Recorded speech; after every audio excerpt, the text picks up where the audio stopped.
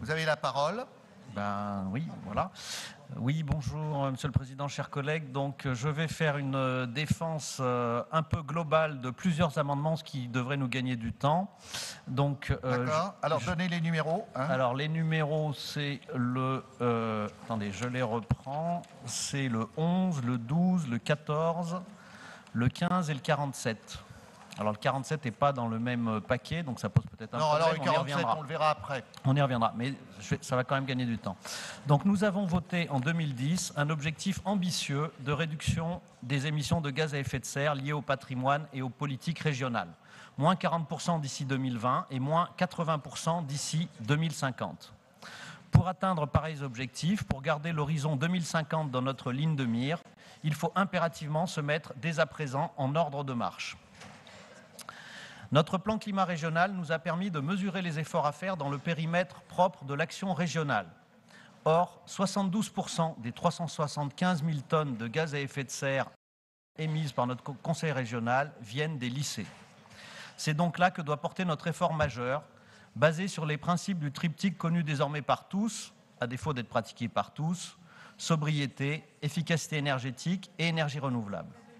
Justement, nos amendements visent à accélérer notre propre transition énergétique, à passer du discours à la pratique généralisée, à nous donner les moyens de respecter nos engagements en étant exemplaires et pédagogiques vis-à-vis des citoyens que nous incitons par ailleurs à changer de comportement.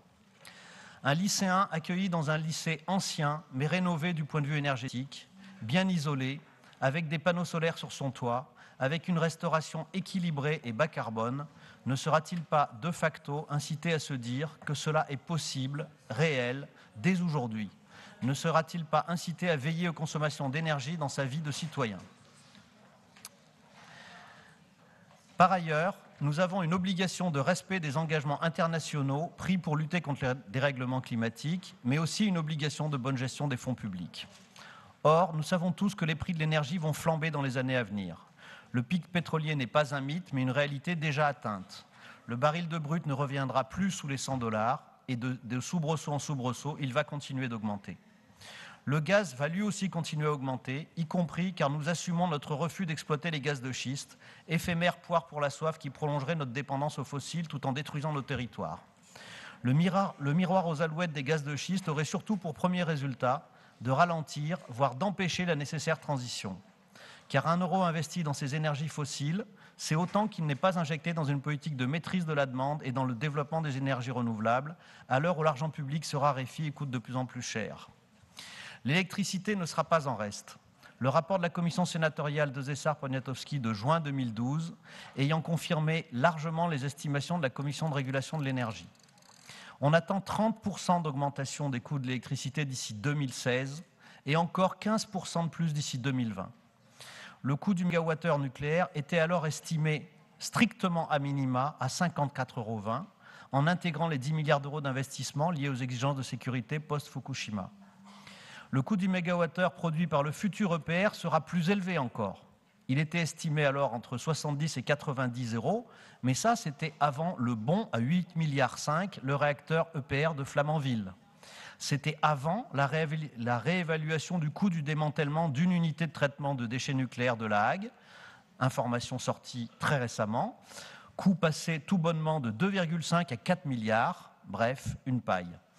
Tout cela porte le coût du mégawattheure nucléaire au-delà de 100 €, donc désormais nettement au-dessus du mégawattheure éolien terrestre qui, lui, se situe entre 28 et 82 € selon les sites et les équipements.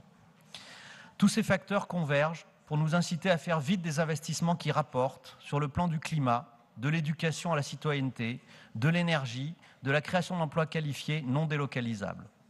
Voilà pourquoi les services de la région ont travaillé en 2010 à recenser finement 44 lycées susceptibles d'accueillir 260 000 m² de panneaux photovoltaïques. Ce bel élan a été cassé net par le moratoire Fillon du 10 décembre 2010 qui a détruit 15 000 emplois, dont une bonne part en Rhône-Alpes, il faut le rappeler. La relance des énergies renouvelables, c'est maintenant, puisque les mesures tarifaires et réglementaires annoncées en janvier 2013 par le gouvernement nous mettent enfin en mesure de réaliser nos projets initiaux. Donc allons-y, suivons l'exemple de notre voisin allemand, qui a su générer plus de 240 000 emplois créer de vraies filières industrielles en investissant 650 millions d'euros pour générer 7 milliards d'investissements privés, ce qui, in fine, a rapporté 1,4 milliard de taxes et cotisations à l'État, aux collectivités, à la sécurité sociale, donc à toute la société. Faisons-le ici, à notre échelle de collectivité locale, en nous appuyant sur la compétence des entreprises du secteur, sur les outils déjà disponibles, sur les formations professionnelles que nous soutenons, sur la SPL efficacité énergétique que nous avons créée, pour accélérer la transition énergétique sur plusieurs fronts de notre plan climat régional.